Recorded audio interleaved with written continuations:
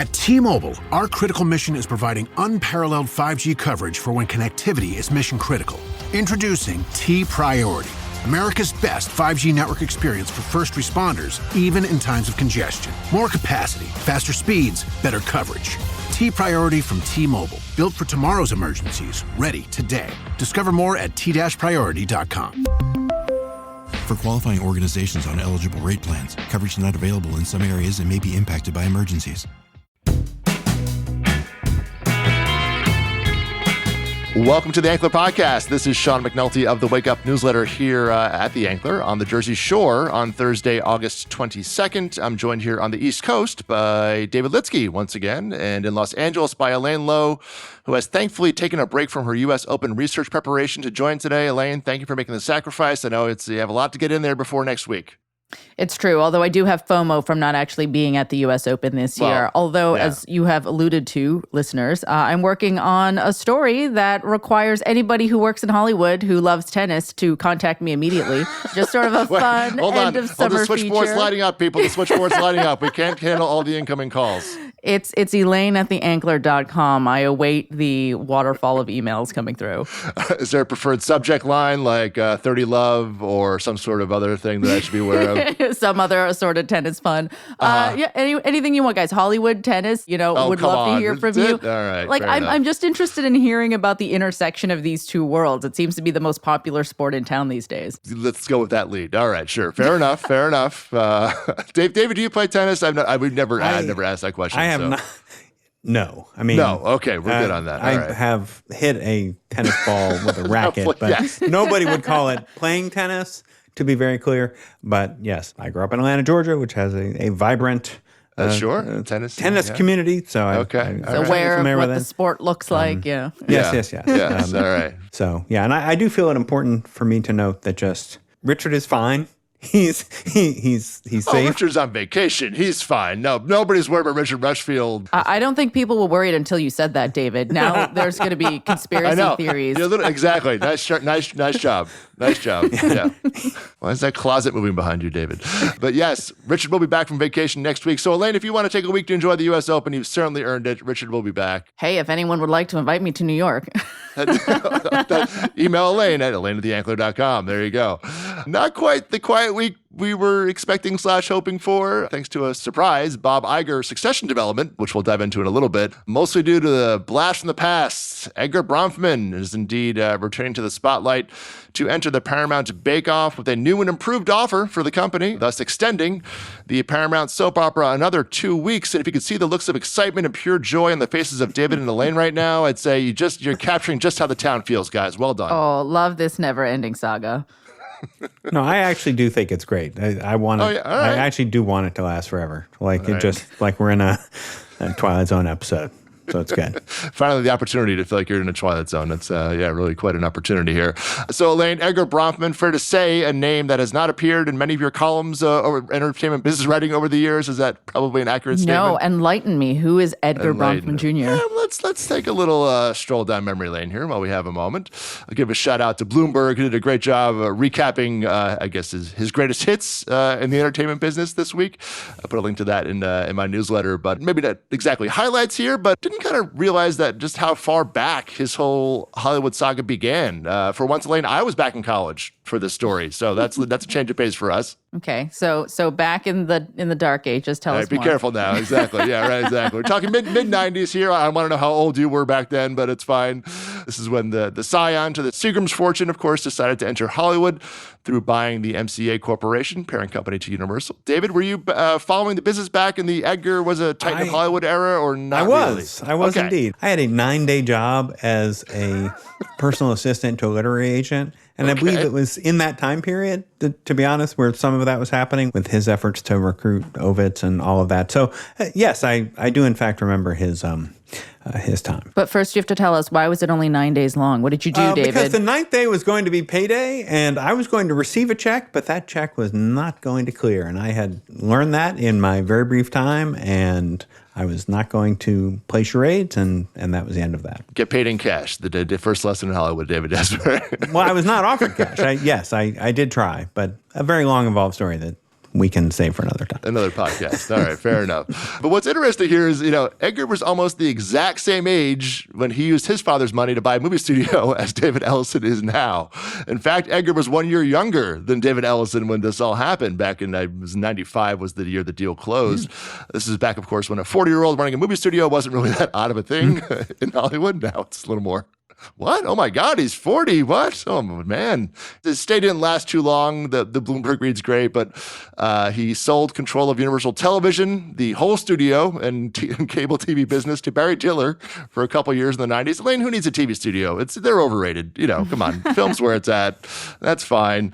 NBC was still a division of the General Electric Corporation at the time, so that's where that was at. But Edgar exited stage right end of 2001 when French conglomerate Vivendi, of course, took full control of Universal for a hot minute, but that's a story for another podcast. And then Edgar thought the music business, Elaine, was a good choice to go into in 2003. That sounds like a solid investment, right? Got in right at the bottom. Right. Which was always great to buy high.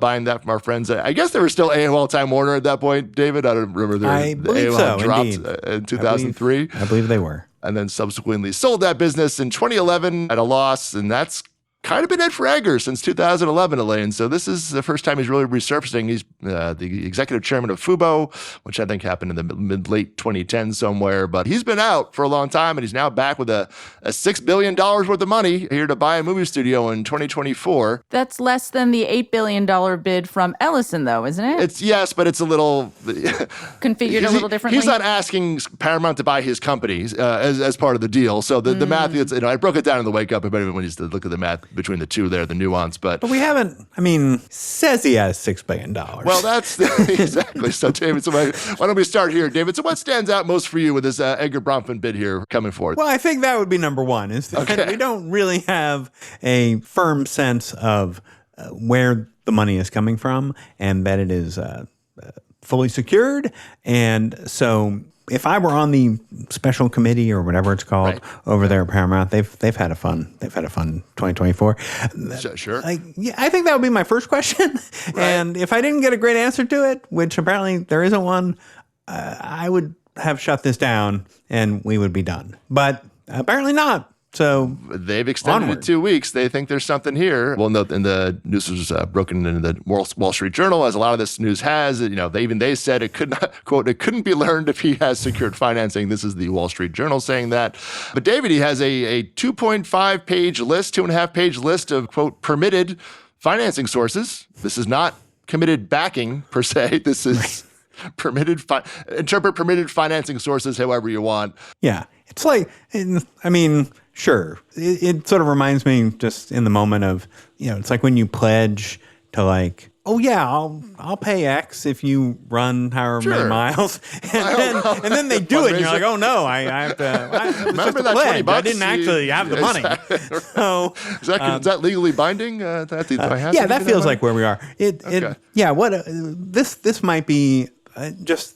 The image that has been affixed in my mind for a couple of days is just Edgar Bronfman, on the phone, working his way down the list of the 1,600 billionaires in the world or whatever. The Forbes list, right? Yeah, and just working how many calls until he was like, yeah, can you get me Brock Pierce, the child actor turned crypto entrepreneur in Puerto Rico, how many calls were made before that call? 1,000? Right. Yeah. Where was he on the list of go-to sources here? There's been no mention of this. Just says $6 billion. It has no breakdown of who's contributing what, including Edgar. Should we go through some of the names on this list? David, I broke it down in the wake up, but I guess you said Brock Pierce, of course. Brock Pierce is my He's heart. your favorite. My heart is with Brock Pierce, my favorite. My head clearly has another choice, and you're going to mention it in about 10 seconds, but yeah. Okay, well, we'll get that. Well, first we have, of course, Stephen Paul, everybody's favorite new Hollywood producer of the Baby Geniuses franchise. His name is still in this. And John Paul DeJoria, who's the famous Patron founder, who has a lot of ideas about what to do with CBS News, apparently. We have the chairman of Duty Free America, Simon Fallon. Why? Well, the Seagram's connection, at least sure, you have right? that. A lot of Seagrams sold in Duty Free America over the years, so that I did not connect those dots, David. It's a nice bit of synergy when you think about it. Exactly. And then we have, of course, Elaine's favorite Kazakhstani telecom mogul and the grandson of the country's former president. That's Nurali Aliyev, I think, who's the aforementioned David's favorite person on this list. How large is this group? This is only people we know. It's 2.5 pages long, Elaine, of Roku's in the mix here. Roku's in the mix, yeah. Roku. Fortress, like one of the most Fortress investment group. Disgraced investment banks going. Sure, why not? Let's get them in the mix. Yeah, so I wrote down all the it's and you can read it in the wake up. I don't know. Sean, if you're a Paramount here, how seriously do you take this bid versus, Oracle money? Well, that's just it. I mean, so this is it, by the way. This is the last there's this 2-week period. There's no new offers can come in. That window is closed. So the choices are the people I just listed in the $6 billion and Edgar Bronfman, who has not been a part of a movie studio this century, essentially. And you have the other contingent of Skydance, and Redbird over there, who, look, they want to make Paramount into a media and technology company. There are some question marks around it, but you have a young, enthusiastic leader who wants to come in and, make movies and TV shows and employ a Hollywood and, kind of make a viable way forward for this company. At his right hand is Jeff Shell, someone who literally was running a bigger company and a bigger studio a year ago, certainly knows the job, very well trusted. And you have a private equity firm in Redbird that has several investments in Hollywood, versus the things I just, reeled off there, David. I don't, as you said, it's taking this seriously is a little hard at this point. And no one's really talking about this. They're just so excited for the deal bake-off part of it and not looking at. And Edgar's stated no plan as to what he would even do with the company other than, sink the money into it, where at least, Skydance and Redbird have outlaid their vision to a small degree. But I don't know, David, I'm a little grasping at straws here. Yeah, I don't know why, just like I said, the board, the whole point is that you have a fiduciary duty. And it doesn't seem like there's any fiduciary here. And so, the answer should have been, hey, we really appreciate your interest. We're going to keep it on file.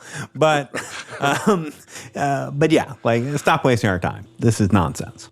Yeah. Well, you know who the biggest loser is out of everyone here? It's the people who work at Paramount. That's a if tough you've one. been in this cycle for God knows how many months of being like, are we going to get bought? Are we going to get sold? What's happening to all of these different networks and assets?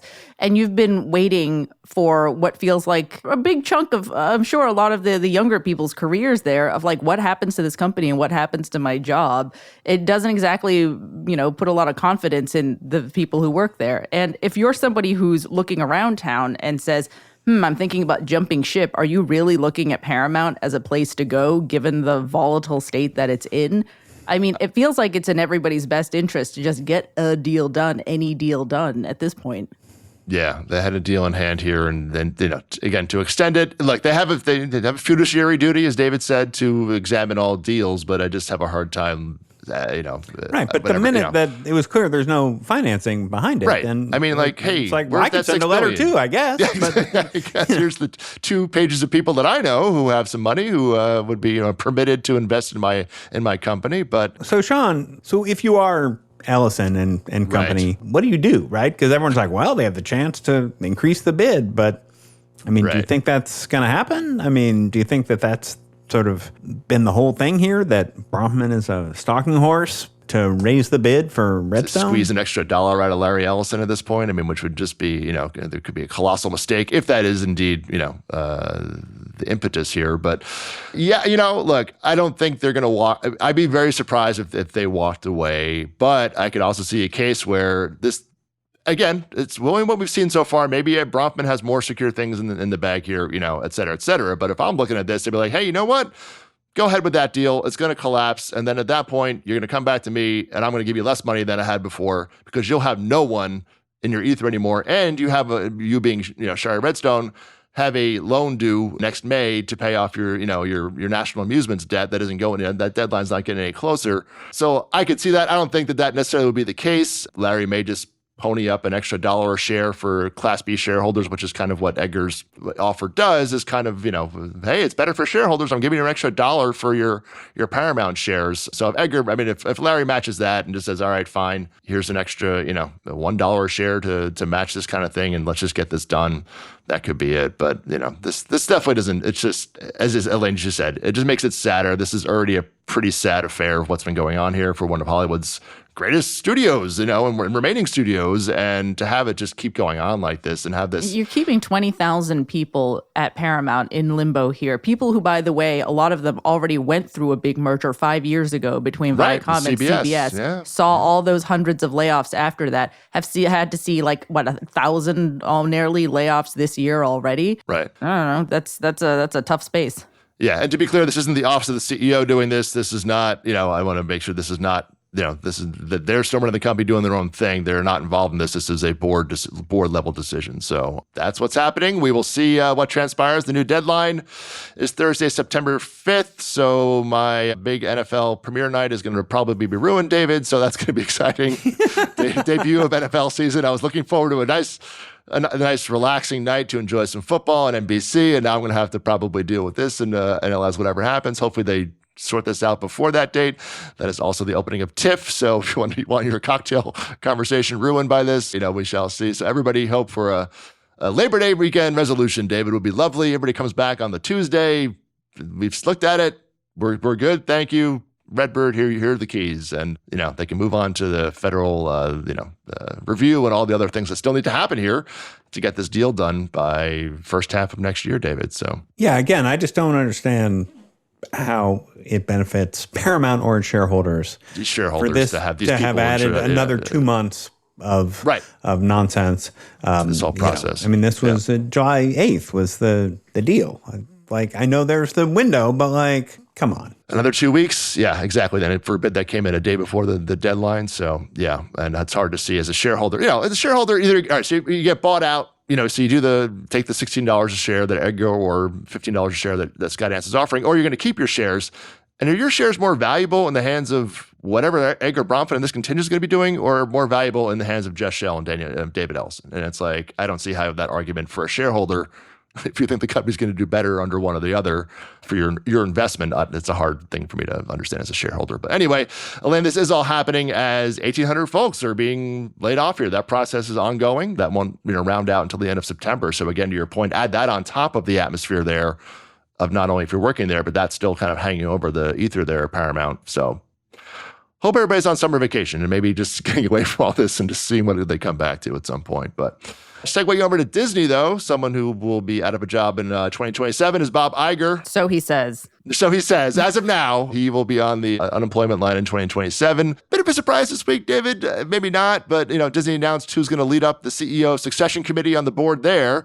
We're now 1 year and 9 months into Bob Iger's head of the succession a new head committee. of the succession committee that is not the head of the board of directors. James Gorman, the Morgan Stanley, your executive chairman. So yes, who was James Gorman here? He just joined the Disney board as a part of the new election round. Almost certainly in the context of anything but this conversation about leading the effort to replace Iger. No one listening to this podcast cares. But he ran a big investment bank, and the reason why I assume, joined the Disney board or was asked to join the Disney board, and why he is now running this committee is because he ran a successful, high-profile, succession plan, replacing himself at Morgan Stanley. He had been CEO for 13 years. He, very publicly last May said, I'm going to leave within a year. And then within 5 months, he, had picked a replacement. Yeah. And everyone's like, wow, this is a model of how this should work. So I kind of feel like Disney is like, let's get that guy. Exactly. And they have, and now he's doing it. And do I think we're going to have an answer in 5 months? No, but I kind of hope so. Yeah. And his process, there was 3 internal candidates there, David, that, was an Sounds internal familiar. process, so very familiar, right, Elaine? We have, 4 at Disney at this point? Is that the list we have, right? Yeah, Dana Walden, Jimmy Pitaro, Alan Bergman, Josh D'Amaro. I mean, these are the you got 'em all. four Good job. internal names that we're talking about. And, let's start off with Dana. Dana Walden, she's the co-chair of Disney Entertainment, right? She oversees the networks from ABC to FX, Hulu Originals, Disney TV Studios. I feel like of the four of them, she's probably the biggest presence in the minds of Hollywood creatives. She came over from Fox, which also means that she's newer blood than some of these other folks, but she does have like a great relationship with like major showrunner talent like Ryan Murphy. And then you have, who else? Alan Bergman. That's like her counterpart on the film side, right? He oversees the major properties. He's got Pixar, Marvel, Lucasfilm, Disney Animation. He's been at the company for decades. And then you have D'Amaro, the parks guy, who oversees the immediately scares everybody. Division. The minute you mentioned parks guy. Didn't we do that last time? Okay, yes. I mean, reportedly a well-liked guy, though, right? True, very Perhaps true, very more true. well-liked than Personable his predecessor in parks. But the fact that his predecessor became CEO and everybody kind of looks at the Bob Chapek era as perhaps something of a misstep. And Iger heir apparent number one, Tom Staggs, also came from parks. He's back in the ether there. He's in the mix there too. Yeah, that's true. It has a bit of a stigma, let's say. Yeah, a little bit. But theme parks is also the cash cow of the company. It's part of the business, the right? guy who oversees theme parks is the guy helping to bring in the biggest amount of revenue and profit on the balance sheet when you look at that quarter to quarter. Yep. And then, lastly, we've got Jimmy Pitaro, who, obviously the head of ESPN, historically another huge driver of the company, the most lucrative TV network, arguably, in Disney's portfolio. And he's also got some experience in consumer products and interactive. So, I mean, when we're looking at the four internal candidates, that's who we've got. Yeah. No, that's all pluses and minuses. And I will note, the person that Gorman picked, David, was not the person who ran the largest division at Morgan Stanley. So in terms of that, theme park element to it, that was not his thinking didn't go that way, David. Yeah, so it's interesting. I mean, again, I think it's fun to speculate. Sure, have my own feelings, and it probably would be Walden. But yeah, I think that if you're gonna play this game, and they felt the need to make this, sort of very public announcement about something that normally I don't feel like gets announced, like who's running certain committees on the board, and the same day that there was Iger talked about it briefly on the Kelly Ripa podcast. Yes. It does seem like they must be feeling maybe again an activist kicking around. Who knows? But they clearly want to make it known that like this time we mean it. And I don't think that Gorman is just some jump to run cover for Iger to continue to do this in perpetuity. He's there to do this, and he's going to do it. Get the job done. Yeah, and Iger was on. It's a great Kelly Ripa's podcast, Let's Talk Off Camera. He was on there. It's a great listen. Like, I got to say, it's like, this is why Iger is Iger.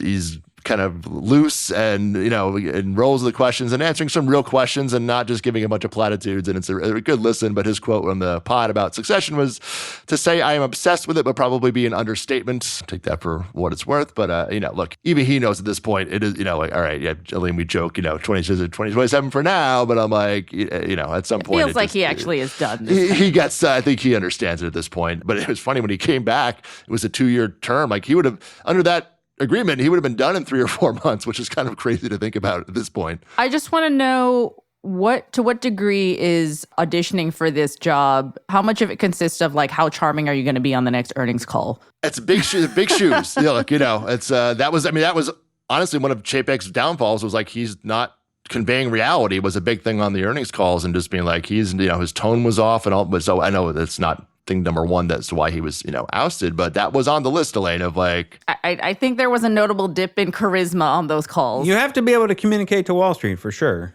Yeah. You need the investors to have confidence in you. Yes. Or you're cooked. I mean, forget about the job number one. Performance of an hour, every 3 months.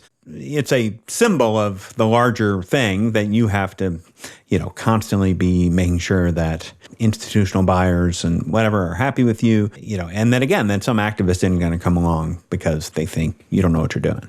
Yeah. And the thing about Disney, which we learned, or not learned, but was reaffirmed in the whole Nelson Peltz campaign, the second round or even the first round, was the majority of stockholders are retail investors. They're not institutional investors. So you have to be able to get out there and be at D23 and do that's a very, very important part of that job, which is other times where WBD, you have to make John Malone happy or other things like that, where it's just like, again, those single people you have to kind of manage, where this job definitely has that public-facing, unique aspect to that job. So, and that is where actually DeMauro does seem, from what I heard, it's like, he walks around the parks, like people want to take pictures with him and, shake his hand, high five, whatever, he seems well liked amongst the sort of park super fans. I mean, the idea to me that you would know that you could even identify sort of the internal division head for the thing is shocking to me, but that's Disney for you.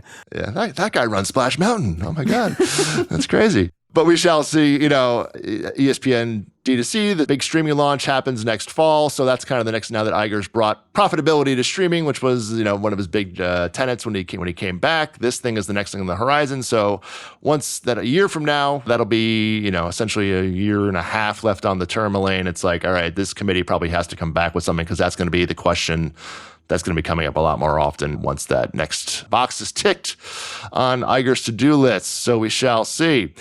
Elsewhere here at the Ankler this week, a few things to check out. Katie Rich has a chat with the always entertaining Walton Goggins in her latest Prestige Junkie podcast, talking all things about his hit Amazon series Fallout. David, you took a look at the different approach that companies with decades of experience in selling things to the American public, like Starbucks, Walmart, and McDonald's, are taking to pricing, versus Hollywood, which has had a different take on this in terms of their pricing right now and what they're seeing, the economic indicators out there. You had a lot of great charts in there, David, so that was a fun read to put together, I'm sure. Yeah, except for the part that it's somewhat distressing that everyone else in corporate America and, in politics, are focused on the economy and inflation, and everyone in Hollywood is just raising prices. Yeah, and just the rates of inflation. You had a lot of great charts in there, a lot of numbers of just, we all know that the prices are going up, but just how egregious it's been. Yeah, and, vastly outpacing inflation. Vastly outpacing the larger economy here. And, so some interesting canaries in the coal mine, perhaps. We shall see how the numbers come in for Q3 and Q4 of the streaming business. And then, Elaine, you looked at how Hollywood's upper tier, maybe the top 5% or so, are doing in this time of austerity. What would you think We've hit here? a critical mass on the number of salary confession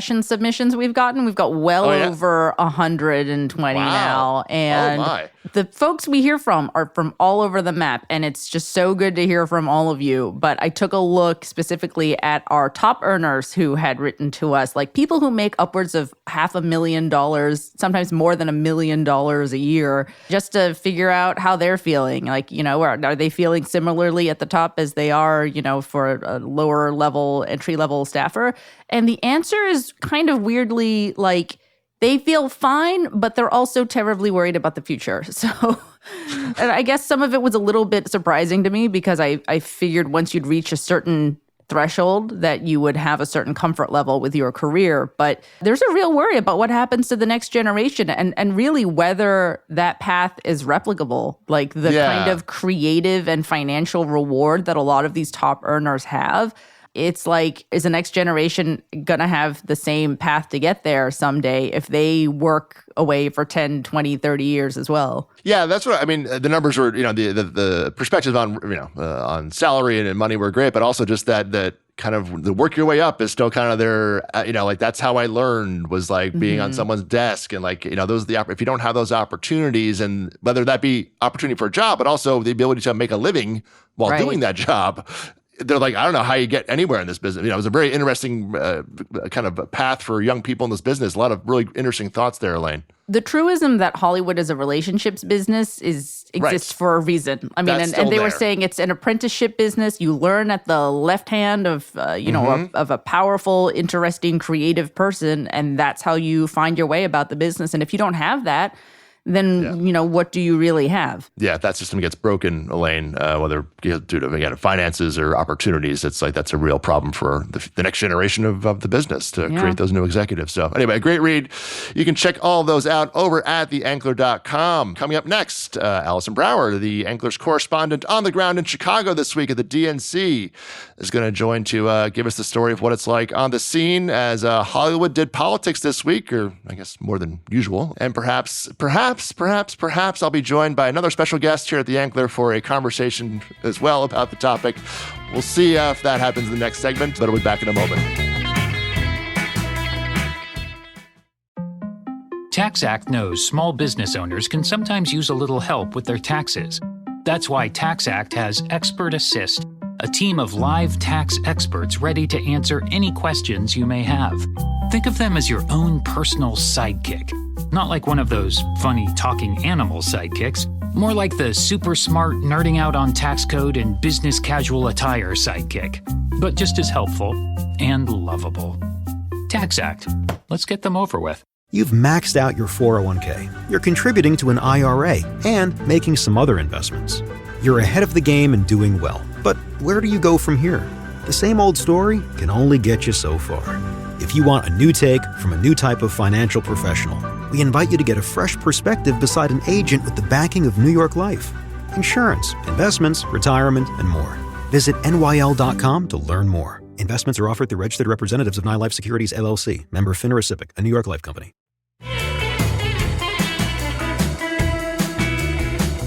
Okay, we are fast forwarding a day here to Friday, August 23rd, the day after the end of the DNC in Chicago. And I'm joined by a Janice Min. Is this the same Janice who used to call into this podcast every now and then? It is. Janice, so good to hear from you. How are you? I'm good. I came today because of our guest. Oh, well, of course. Janice, of course, for those who don't know, is the CEO here at the Ankler and the person I always turn to with any questions about politics in Hollywood. So frankly, I insisted she be here today, and we insisted that Ankler correspondent Allison Brower joins us from Chicago. She's been there all week covering the action. First off, Allison, so what happens after a political convention ends? Do you just collapse? Is there a group like media reporter toast? Like what was a late night last night? What's happening here? You do pretty much collapse. Your voice is gone. It's been a lot of long nights, not a lot of food, not a lot of sleep. I ended the night at the Voto Latino party where Common performed, and that was a lot of fun. People were definitely kicking back and glad it was over. And, it was a really thrilling night. So people were really excited. I mean, I feel like even the weather here in Chicago was really great all week. It was kind of hot the first couple of days, but the sun was shining on this event. The joy narrative feels very real here. Wait, can I just interject for a second? Please. Every event that is, I would say, left-leaning, I feel like I've been to many events where either Common or John Legend was the performer. Are they just the go-tos for this set? I guess so. I mean, and there were a lot of other familiar characters. I mean, even the A-listers that were emceeing during the week, not all of them were very common political voices, but Kerry Washington has been very active in the past, and she was the host for the final night. Rosario Dawson has been around town. These are names that you definitely see involved in political movements when they're back in LA or New York as well. And the Little John, or I guess I should say Lil John. Lil John. I didn't mean to put T's in there. That was kind of something, that introduction, right? It was incredible. During the roll call, I was actually in the CNN grill for that part of the night, and the CNN Politico grill, I should say. And even the journalists and the people hanging out in the grill were cheering for their state, people really got into the action. It was amazing. I'm going to guess the Jersey crab was the most annoying, but we'll take that knowing that. So that's fine by us. Well, all right. So, this is the morning after the big speech last night from Kamala. But so what's, in terms of the intersection of Hollywood and the DNC and politics, what's your main takeaway at this point? I mean, what stands out to me is, like I wrote in the piece we published yesterday, I think there's just historically been a little bit of, obviously Hollywood is left leaning. They're always very involved in Democratic politics, but there's a little bit of a hesitance. Don't get too close. Don't get too close, because you want a national candidate to appeal to the whole country. And I think in the case of Kamala Harris in particular, as the Ankler has reported, she's very Hollywood connected already. So you might almost expect even an extra layer of caution. But I just have to say it was the opposite, at least this week. There were so many stars and Hollywood figures around and being very, very vocal and really making a strong connection with the campaign. So I was surprised that there really is no hesitance. And there were two factors for that. One is, a lot of activist people are like, screw it. We can't be careful right now. It's too important. And it's more important to just tell the truth and be out there than worry too much about the spin or is this the right image? And then also Ramala Ratnam from Endeavor shared this with me, that a lot of stars have gotten much smarter about who they appeal to and where they appeal. And so they have a lot of confidence of going into the spaces where they know they can be effective.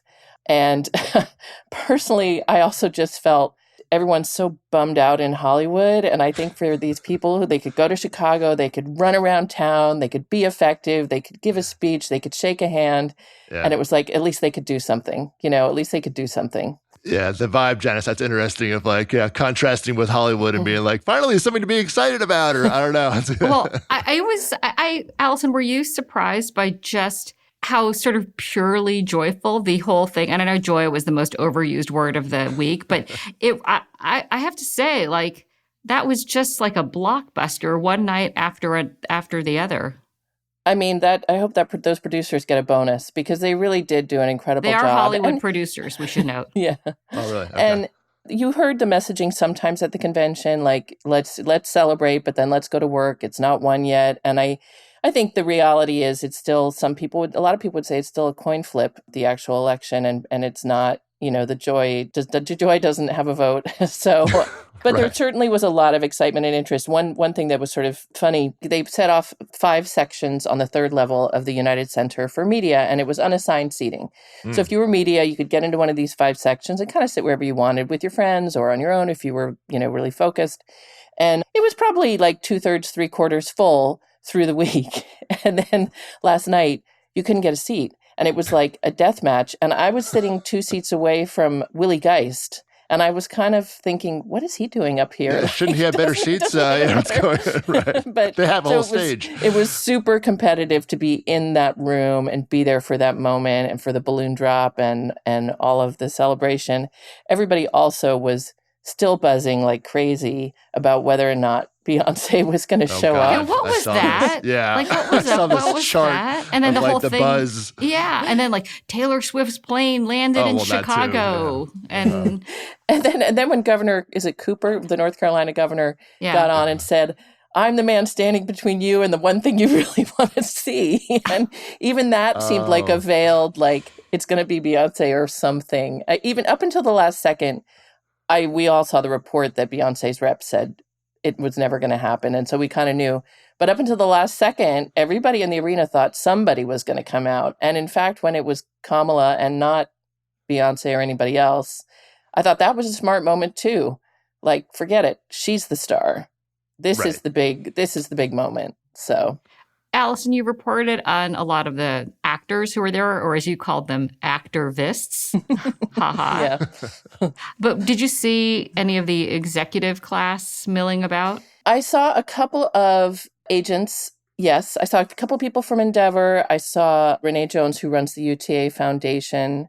I didn't personally run into anybody from the studios, though I did see some reporting that Donna Langley was there. A couple of other people were there. I heard also that CAA's Brian Lord was there, which doesn't surprise me because if I'm correct, all 4 of those MCs, no, Anna Navarro is a WME client, but the other 3 MCs were all CAA clients, in the main convention hall. Brian Lord and Kamala Harris, I believe, are quite close. Yes. Dana Walden from Disney, I think, was not in town. I presume because of the ABC News connection. Yes. And so she probably was going to stay 2,000 miles away. Church and state. Yes. Yeah, exactly. Yeah. And I suppose that just goes back to what I was saying originally. There are some people that are going to keep a distance, but in that sense, help the campaign by keeping a distance and not making it, seem like she's in bed with Disney ABC. The names of the producers, by the way, I just looked it up. It's Glenn Weiss and Ricky Kirshner. And yeah. Wow. Yeah. Oscars guys. And Golden Globes, which was and other shows, which was less well received. I'm sure they probably bill themselves as the Oscars guys, not the Globes guys, but I don't know. Maybe they do both. I don't know. And Kennedy Center honors. Right. Oh, That's okay. true too. Yeah. So I that's think a top Glenn tier. Weiss was also the guy. Didn't he actually propose to Yes, his his wife wife, on the yeah. Emmy stage? Yeah. What? Yeah. It was the Yeah, Oscars, wasn't it? Yeah, he in the control booth or something. He proposed like during the show or something like during that. the show. Yeah. No, I think he won an Emmy, and then I think he won an Emmy He for won an Emmy producing for the Oscars. proposing, whatever it was. Yeah. God, how inside Hollywood is that? God. Okay. I mean, the other thing, again, it's an obvious impact, but what people told me, and it was clear from the convention as well, is that a lot of people were supporting Joe Biden, but were not wanting to get up and be part of the campaign. And the people at the agencies who are involved with politically active clients, or just any clients, they're getting more calls. As soon as the baton was passed to Kamala, many, many more people wanted to get much more involved. And I think that was reflected at the convention. And also a lot of the younger politicians that appeared on the earlier nights, your AOCs and the sort of rising stars of the party, I think those people got a bigger voice than they would have in a Biden convention. So a lot of what made it feel very fresh and new and super entertaining comes from the change. Allison, what was the loudest part of the convention sitting in the United Center? I mean, certainly Kamala was the loudest, but there was huge, I mean, you guys heard it. There was huge applause. The people, Michelle Obama's speech, I think, landed better than Barack Obama's. Not that either one was they both were amazing. I was interested on that first night. I do think of figures like Alexandria Ocasio-Cortez as being, a little still kind of controversial in the party. She was one of the loudest. She was, besides Warnock, she got the loudest applause of the night, besides the senator from Georgia. So, I mean, I know conventions are for the base, but it is very effective when you're in the room, that when people get so excited. Some of the sort of performative Project 2025, bringing out the big book and slamming it on the podium, that stuff didn't render as well in the room. It feels a little goofy in person. Hokey. Yeah, right. That happens. Did you think that the use of the so-called celebrities as hosts each night, do you think it was effective? Yeah. I mean, it didn't feel like they were on stage for that long. Yes. They did their bits. The scandal thing was cute. I think just, again, sitting in the room, I feel like Tony Goldwyn is such a statesman in Hollywood as well. People weren't as interested in him, as I would say, as they were on later nights and the other stars, but he did a really, nice kind of statesman-like job. But I think Mindy Kaling was probably the strongest and had the most attention in the room.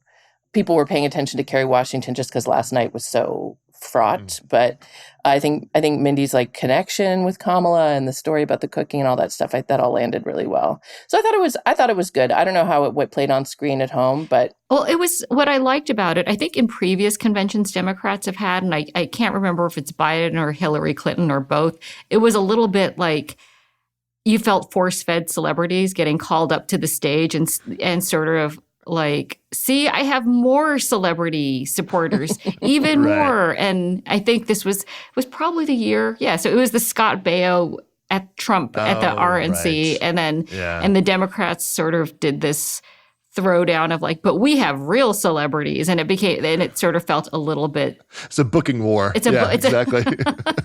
It became a booking war. And this felt much more integrated and felt much more genuine about people being invested instead of I guess I would say performative in their support. right. I would say, ironically, if it felt more genuine, it's probably because it was more produced. Right. They packaged every night really carefully. And, the music was great. The DJ that was like playing for us during the commercial breaks. I mean, there was not a false moment, I felt, at least when and I was obviously not there for every minute, but when I was in the room, things really worked. Now, I should throw out there, I believe the Ankler is the only news outlet based in Kamala Harris's home neighborhood of Brentwood, Los Angeles, California. I wouldn't say we're the official outlet, but maybe I should say that. Yeah, maybe don't put that on the T-shirt, but something along those lines. We're just down Hollywood. We're down the street connection. from Toscana, where she dines, and the Brentwood Country Mart, where Doug Emhoff has shot some strange social media videos. So we're there. We could walk to their house, but we aren't going to do that. But we could walk to their house. If we wanted to. I think for the entertainment community, for America, last night was meeting Kamala and getting to know her and her story. I think she's more known in the entertainment community because has had these relationships for over 10 years. I think going forward for the Hollywood community in terms of what they might still be curious about is Walls and Tim and Gwen Walls and what their story is going to be. Yeah, they're pretty cool. You see that guy in LA, right, Janice? Just working the scene out in Hollywood parties out there. God, I need to see that. That would be amazing. I'm sure you will. Yeah, I'm sure you will. That will be at a fundraiser, and you know, people will be clamoring to host him. But the Gus Walls moment, did that play in the room? Could people see it on the big screen? Yes. Yeah, people really, I think all the young and old kid moments played very, very well. The Walls kids, the Kamala nieces who came out. Yes. People were dabbing at tears, you know. Even in the media section, people were dabbing at tears. Wow. I bet Sean liked the moment when the football team came out. The guys in their jerseys who are probably now, in their late 30s? 30 somewhere, I'd say. Yeah, looked about right. So they're leaning into that, and I don't think we're getting a Craig T. Nelson shout out or anything like that, but I think the coach angle is definitely it was very Clear Eyes, Full Heart.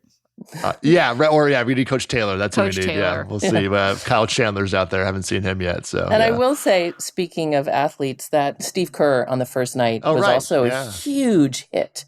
People went nuts, and I had expected actually to see a few more Olympic athletes show up. Any athletes, really? Now you're mentioning it, I don't really. He's the only person. The sports world wasn't as much as Hollywood we're talking about. And I guess sports is a different bag, so to speak, of politics per se. But that's interesting. Yeah, Steve was the only person I can think of in that world. Steph Curry sent a video last night, but he wasn't there in person. So I'm just curious, outside of the convention, it was very well produced. Inside, was it chaos? Was the city? Just give me a little more Chicago color here. Was there protests or not that bad? Or what was just give me a little more? There were definitely a lot of protests, and police that I kind of encountered when I might have been near one were saying, they're all over the city, different parts.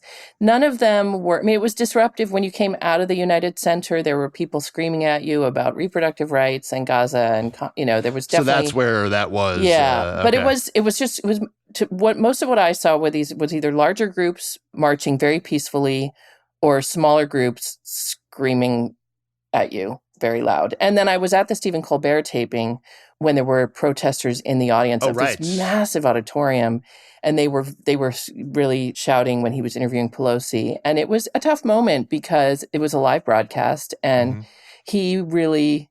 You could just see the sort of entertainer in him going, I don't want this to, not that he's against the protest or doesn't support it, but just I don't want this to, So he was really struggling to get her to answer the questions. He was struggling to get the protesters to listen. And apparently, I guess after that, they all sort of left peacefully, and they didn't need to do that to Hakeem Jeffries, who was the other guest that night. And maybe this is a final note. I will say, after all the sort of enthusiasm, I had an Uber driver last night coming home from Voto Latino, and he said, we were talking about it, and he said, it seemed good. I watched her speech in Milwaukee. My daughter lives there. And he said, but, I think a lot of men, they just don't want a woman. They don't want a woman. Well, there's another joy for you. Okay, very good. So it was like my reality check on the final night. Allison, what media people, unaired news people, were people excited to see? Were there some people getting more attention than others? As you know, I personally was very excited to see Jack Schlossberg in the CNN Politico Let's grill. remind people who Jack Schlossberg is, just in case they don't know. He's Caroline Kennedy Schlossberg's son and John Kennedy's grandson. He looks a little like JFK. JFK He does look a lot Jr.-esque. like JFK Jr., And he did some remarks on Tuesday night at the United Center. So I was super excited to see him, but then I ended up seeing him everywhere. He was really around and about. And, it's funny. There were a lot of old Clintonistas and old Obamistas around, in the grill, Dee Myers, a couple Clinton staffers, some Obama people that are contributing to this campaign. I met Carrie Twigg, who runs Culture House Media, big fan of The Ankler. She was very excited when we showed up at her event, and she was a former Obama public engagement person. She was actually the only person I spoke to who was a little bit critical of the event. She's like, it's the creator convention is kind of BS. They really don't get the creators yet. And 10 years ago, Obama was on Between Two Ferns, and has anybody done anything as like innovative or effective with social media creators since? Well, as I learned from the Wake Up, 75% of the audience that watched was over the age of 55. 55, yes. 55 and older on the linear TV audience. So not a lot of 18 to 34. I think it was maybe a million of the 20 million TV viewers was 18 to 34-year-olds. So, yeah. But there were these creator rooms on the ground floor of the United Center, and I think there was another one up on our media floor. Yeah. And I had a friend who was working in that arena, and I tried to go in to visit with her, and they were like, no regular press in the creator spaces. Oh, wow. We could not get into the creator room. So that was interesting. Different times. Yeah. Yeah. It's interesting that YouTube doesn't stream these, I guess, now that I'm thinking about it. YouTube. Oh, did it? They did. Okay. Since I'm such a youngster, I watched it on YouTube. I streamed it on YouTube. Oh, okay. Interesting that those numbers are not reported then, because I'm like, that would be the number I'd be more curious to see what the streams were, but I have not seen that out there. So it said when I was on the live stream last night, I was watching, before my plane took off, I was watching Mark Kelly speak, and I think it said there were, could this be right? 136,000 people streaming it. So it wasn't, this wasn't like Taylor Swift live by any stretch. So I think that politics are not interesting largely not interesting to young people. I asked my son, one of my kids last night, did you watch? And he said, it's not swaying my vote. So why would I watch? Yeah.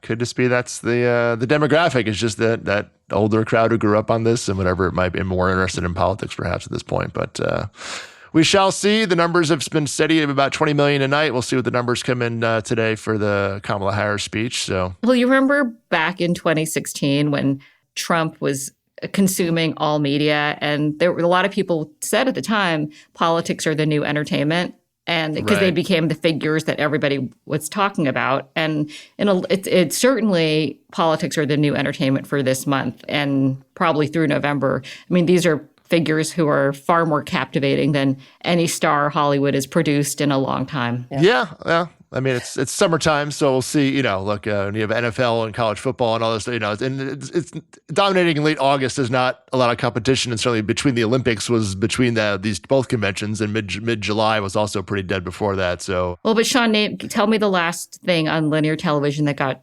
20. On linear TV. Oh, well, besides the Olympics, exactly. Yeah, right. Yeah. I think I was doing the comps. The numbers I was getting was essentially the Oscars was 19.5 million this past year, and so is this like NFL playoff game? Sunday Night Football is about 20 million, which is about a Sunday Night Football game. So that's about the size. Again, this is across 12 networks. That's only on one network, et cetera, but it is aggregate audience. So it's a big audience. It's large. It still means something. People say, why do they still do this? But it still packs a punch, Allison. Yeah. I saw Shonda Rhimes on Threads said, hashtag DNC is my new Olympics. And for a large amount of people, it's exactly. But she is also over 50. So she also falls in, but cross section of Hollywood. So yeah. Well, we shall see what lies ahead here. Kamala has still not done a major interview or press conference, which I think everybody's kind of waiting around for.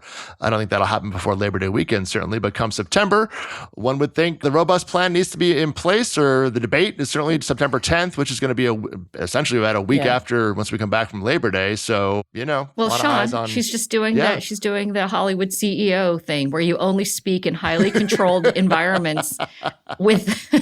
You know what? I think with so little time left, she could get away with it. Completely. She could get away with doing maybe one, and then she's doing the debate. That's very public. There's a lot of story there.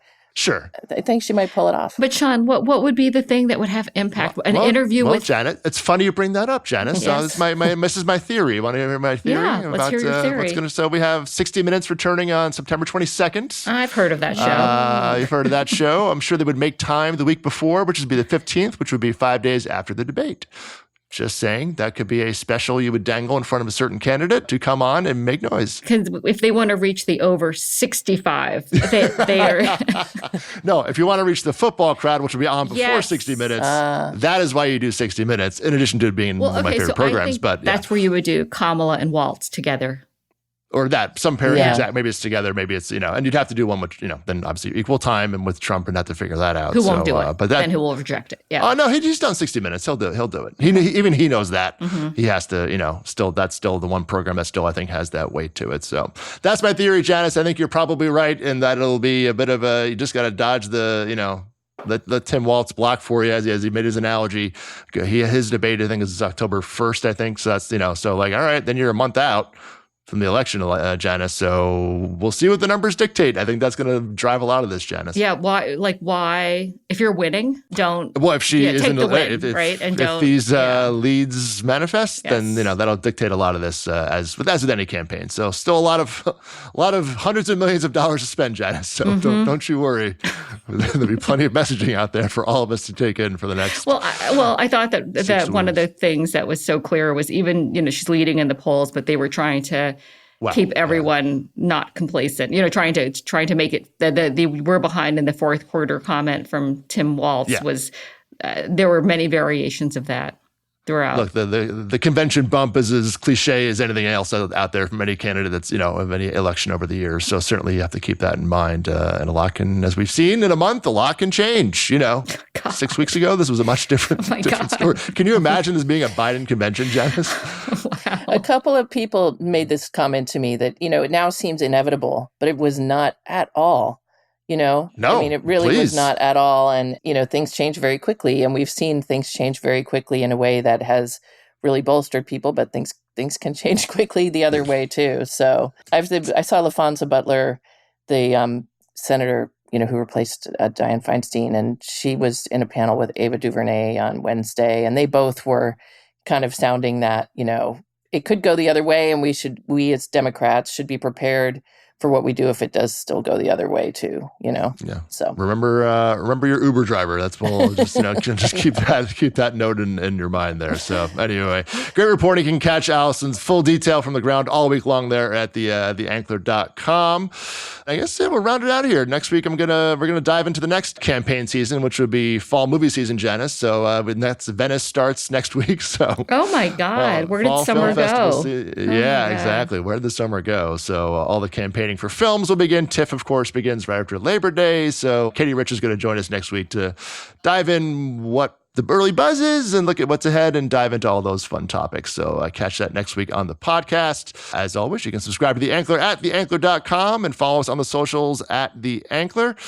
Allison and Janice, thank you so much for joining me for a political. Janice, we had our politics conversation that you always want me to have on the podcast. Do I want you to have that? Have I said that? You. I'm saying no, you never have. I have never said that. We just talk about politics a lot between ourselves. Wait, you didn't ask me what I'm watching, which is what you said you were going to ask me. Well, Janice, I was trying to wrap it up here, but I am curious. What are you watching? What do you got? Let's go on that. Well, that's an embarrassing question now. So not embarrassing. No. I'm curious. There is something.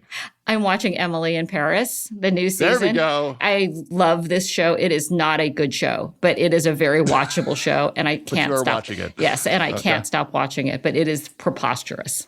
That's all I'll say. I started one night this week, just before knocking off. I started Season 1, Episode 1, Janice, and it was actually on your recommendation from a while back. You were like, "Whoa, it's not good, but you will love it." It's not good, but yes, it goes down easy, right? It's like I'll never forget this review that the Washington Post did of, I think it was Season 1 of Cobra Kai, and I think you could say that about Emily in Paris. It's a terrible show, but it's awesome. And so I think that was the headline. I love Cobra Kai. Oh my God. I'm all in for Cobra Kai. I was out after I was too I didn't even, I lost the plot. It crossed the line. It jumped a shark. It jumped a big shark at some point. So I had to exit the show. All right. Fair enough. Emily in Paris. Okay. Very good. Thanks for having me, guys. This was good really to see fun. Allison. I will note that I was watching Netflix ad tier, and there was a commercial this week for linear USA Network television. I was like, "What? Did I change chat?" It was literally like, Thursday on USA Network. Like it was. You were wow. Sean, you were being trolled. Someone hacked Because all you do is write about the decline of linear TV, and someone was like, we'll show that in McNulty. Exactly. I'm going to buy one programmatic buy for one household. Exactly. Yeah. So that was a fun one to see. And the good old world of frontier of streaming is advertising good old linear TV. So the new future of the WB empire at TNT. But that's a story for another day. Anyway, good to see you both. Thanks for joining, and thank you all for listening. We'll see you next time.